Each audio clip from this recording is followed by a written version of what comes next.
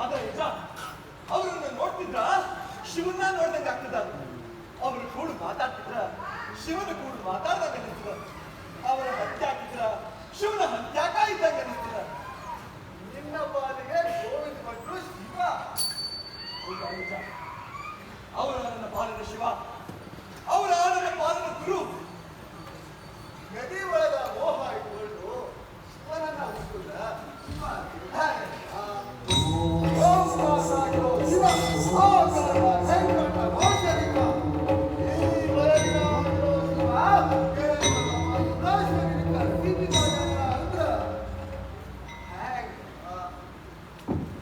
ಎಂತ ಮಾತಾಡ್ತೀರ? ಲೋಡ್ ಸರಿವ ನೀವು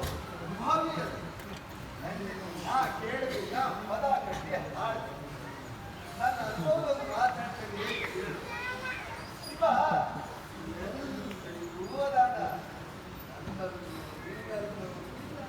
ಮರದಾಗ ಯಾರು ಹೋದಾಗ ಅವರು ಅದಕ್ಕೆ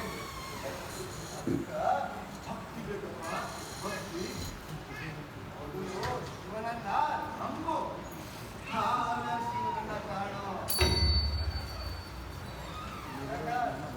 ಆ ಕುಂತಾಡಿ ಹೇಳಿದ್ರಾಗೆ ನನ್ನ ತಪ್ಪೈತಿ. ತಪ್ಪು ಲೋಹಿತ, ಅದ ಸತ್ಯ.